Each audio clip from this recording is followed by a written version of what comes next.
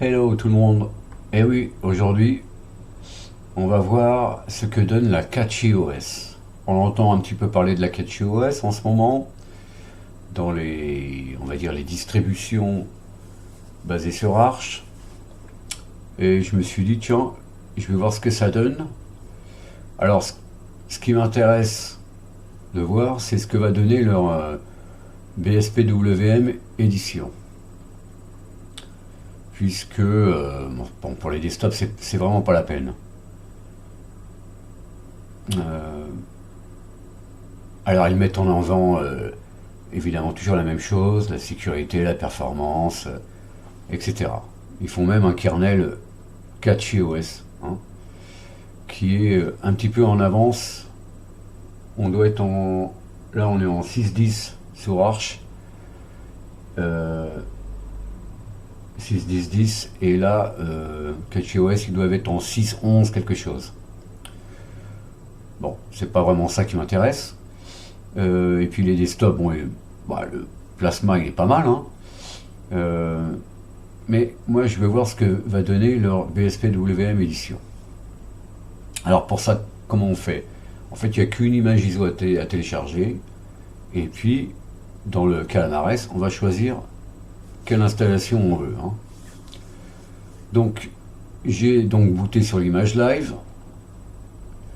On a évidemment un CatchyOS Welcome, hein. Et on peut lancer l'installeur tout de suite. Moi, je vais le laisser en anglais, hein. Comme d'hab, je mettais mon clavier en français, etc. Mais là, je le laisse en anglais. L'heure est pas bonne, hein. Alors, l'heure est pas bonne, c'est pas bon. Alors, qu'est-ce qu'on va faire? Clic. On peut pas faire de... Ok, on peut pas faire de... On va aller chercher un terminal. Système. Console. Hein, puisque c'est KDE. Ok. Alors, toujours bien vérifier combien on a de mémoire, hein. Il faut au minimum 4 Go de RAM, hein. Donc j'ai mis le minimum ici.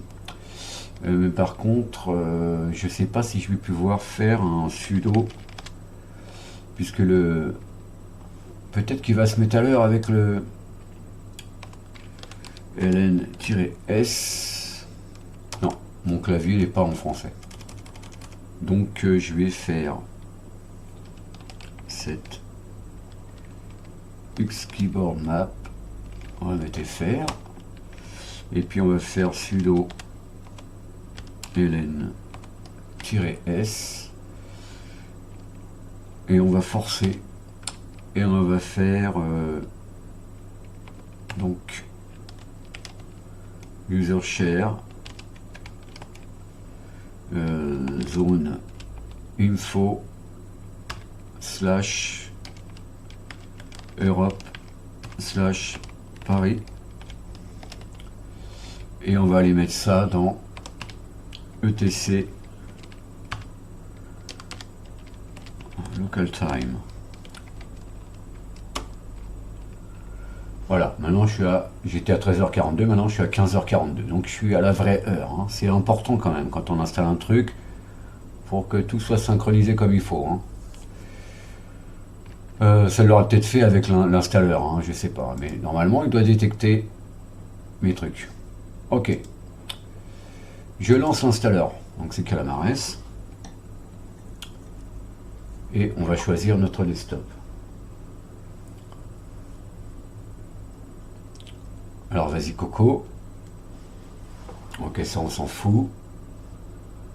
Hop, ok. Bienvenue dans l'installateur de CatchyOS. Ok, alors j'ai dit que j'allais prendre l'anglais, donc English US. Pourquoi il n'est pas en haut? American English, ok. Bon, ça change pas, hein. Reste à Paris. Maintenant, je prends mon keyboard French. Default. Next. Je vais pas faire de partitionnement bizarre, hein. Là, il nous propose BTRFS. Mais on a le choix quand même, hein. XFS, EXT4, F2FS, ZFS. Contrairement à la Garuda qui reste BTRFS uniquement et qui ne laisse pas le choix. Ici on a le choix. Bon, c'est bien, je dirais. Donc je fais Next et là je choisis mon desktop. Donc alors ça c'est le, on va dire le flagship hein, de CatchyOS, c'est le Plasma Desktop. Nous on va prendre BSP. Next. BSP, les packages hein, nécessaires. Donc il y a des outils spécifiques à CatchyOS, les bases Devel, ok. BSPWM. Tout le reste, CPU spécifique, ok. Alors, mon nom, bah, je vais l'appeler testeur, hein, on va pas s'ennuyer. En anglais, hein. Hop, ici, CatchyOS. Un petit mot de passe. Ok. Même nom de, même password pour sudo. Hein. Hop. Enfin pour route. On installe. Ça devrait aller assez vite. Ça devrait aller assez vite les amis.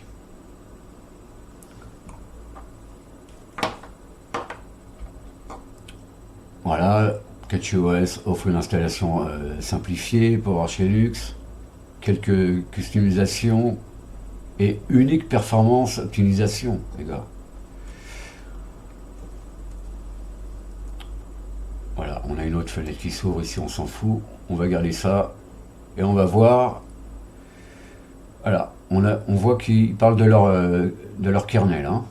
Linux CatchyOS, qui utilise le Board Scheduler et ScaleX Framework. Donc pour un débutant, ça veut rien dire. CatchyOS patché, voilà, patché avec la source à la source CatchyOS, d'accord. Et puis ici, voilà, il y a quelques optimisations du kernel, voilà.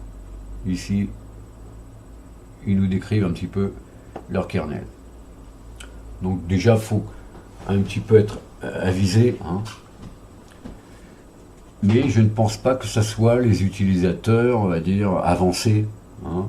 Quand on est sur Arch Linux, on reste sur Arch Linux, on va pas vers une CatchyOS ou un DVROS ou quoi que ce soit. C'est plutôt le contraire, on fait plutôt le chemin distribution dérivée de Arch vers Arch. On fait rarement l'inverse. Donc là aussi, on nous donne quelques indications au niveau de la sécurité.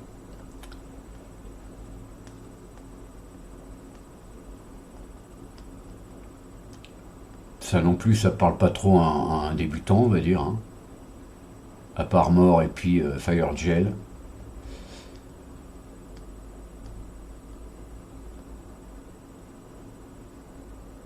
Ouais. Là non plus, hein, c'est quand même un langage assez technique.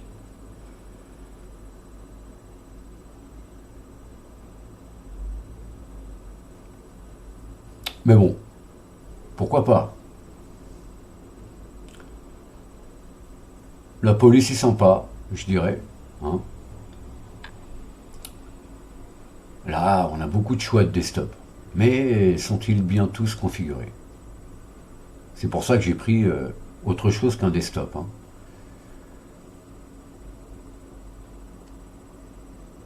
Qu'est-ce que ça va donner BSPWM? D'ailleurs, je ne les vois même pas dans la liste. Et pourtant, je l'ai coché. C'est étrange.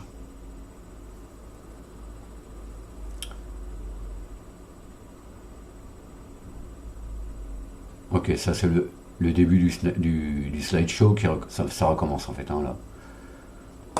Donc voyons voir ce que nous donne le Pacman log. Si tu veux bien repasser devant, tu veux pas, non. Si, voilà. Donc on voit que dans la nouvelle version de Pacman, hein, c'est ALPM qui fait le checksum, hein, lors de l'installation. Si vous avez configuré, si vous avez fait votre update de Pacman, il fallait faire une petite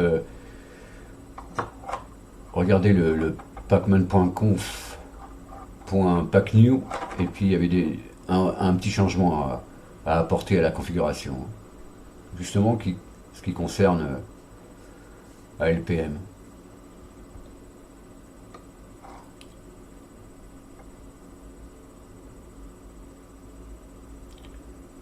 Donc je conseille à ceux qui utilisent Arch Linux de mettre leur, on va dire leur start page dans leur navigateur internet, que ça soit la page d'Arch Linux, hein, comme ça vous êtes tout de suite au courant des nouvelles, s'il y a quelque chose, une intervention manuelle à faire lors d'une mise à jour, etc. C'était le cas donc pour Pacman 7.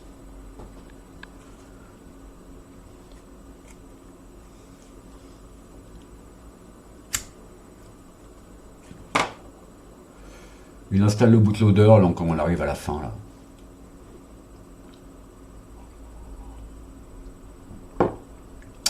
Alors, je suis toujours sur Gnomebox, hein, et ça utilise QEMU KVM. Hein. Donc, voilà. Je ne vais pas faire restart ici, je vais faire down. Et puis, je vais éteindre. Si tu veux bien, merci. Peut-être que je vais trop vite pour toi, chérie. Voilà. Shut down. Shut down.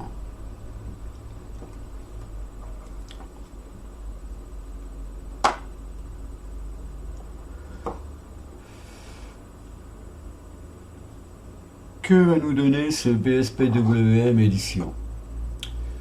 Ok, je lance ma machine. Je vais me mettre en plein écran. Je clique dedans. Hein. Alors, on est accueilli avec ce qu'on appelle un login manager, mais en mode texte. Hein. C'est LY là, LI. Donc là, on met notre nom, donc testeur. Testons. Ok, on fait tab ici. Ensuite, notre mot de passe.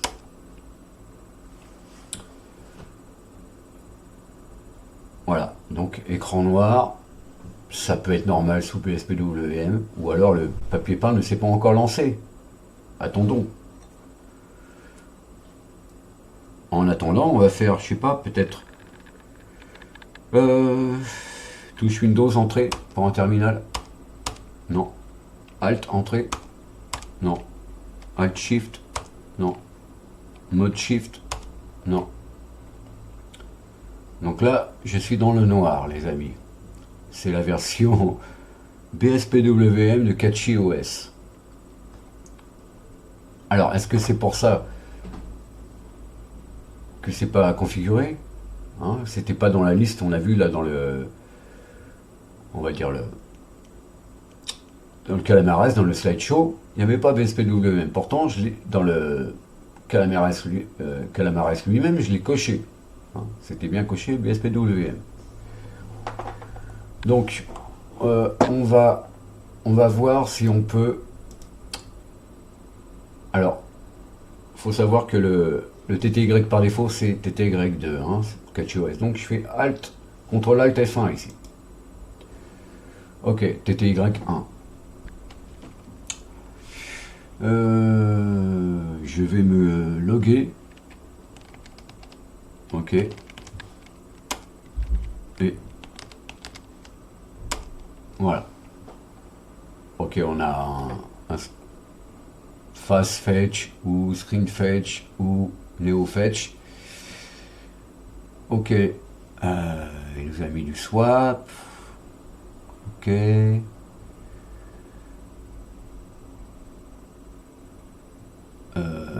Alors, on voit WM, BSPWM X11. Ok. Donc là, je ne sais pas ce qui se passe. Donc, ce que je vais faire, je vais peut-être... Est-ce que mon... Oui, je suis en français. Alors, il faut savoir que le shell, par défaut, c'est fish. Hein, donc, Pacman. On va d'abord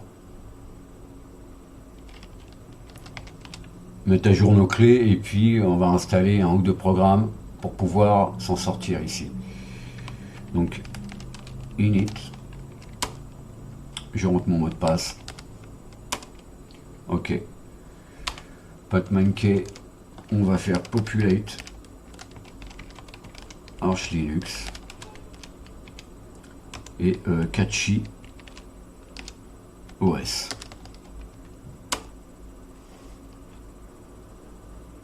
Ok, donc c'est ça. Maintenant, on va installer Ranger par exemple. Et puis on va mettre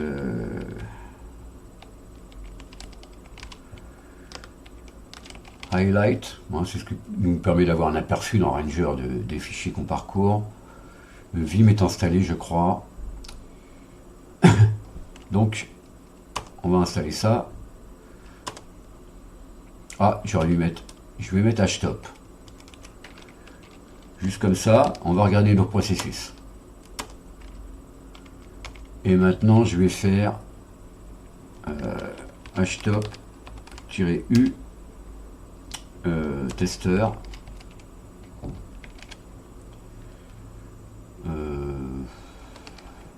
Et je voudrais que tu me mettes ça.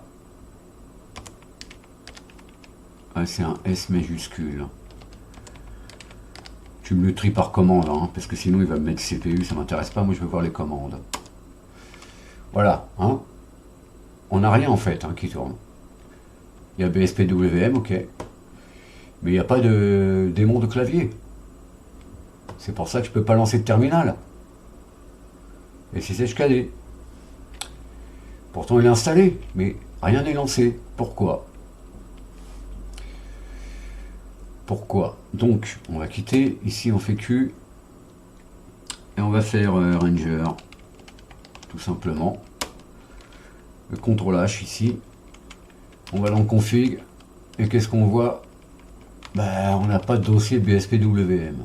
Ni SSHKD. C'est quand même ennuyeux hein, si on veut lancer une session BSPWM. C'est quand même ennuyeux, les amis. Donc ce qu'on va faire, je vous le dis au cas où ça vous arrive, hein, on va aller chercher dans User Share, parce que j'ai pas vu leur config, hein, il n'y a pas leur config. Pourtant si je regarde dans etc scale, qu'est-ce qu'on a? Config, voilà, on a ça, on n'a pas de config BSPWM qui devrait être copié quand on installe un utilisateur. Ici on a tout ça. Alors dans notre home on aura ZSH, on aura bash, enfin bash RC, etc. Et j'ai dit que notre shell par défaut c'était fiche. Donc il n'y a pas BSPWM. Qu'est-ce qu'on fait? Ben, on va aller chercher un. Je le fais juste comme ça, rapidement. User share doc. BSPWM. Exemple. On va prendre le BSPWM RC et le SSHKD RC. On fait barre d'espace ici. Hein. Et ici on fait Y. Y. Donc on copie un yank. On revient dans notre home, config, ici on fait S, et on fait mkdir, BSPWM, et puis SSHKD. Ok, on va là, on fait P deux fois, et puis celui-là on fait DD. On va venir le mettre ici. Voilà. Alors, ici on va changer, on va mettre, on va dire, c'est pas URXVT le terminal, hein. C'est Alacrity par défaut, avec Catchy OS. Donc, on va insérer Alacrity. des menus, je sais pas s'il est installé, on va vérifier. Ok, on échappe, commande WQ. Voyons BSPWM. Oui, il est exécutable. Donc là, pas de souci, normalement ça devrait se lancer, les amis. Hein.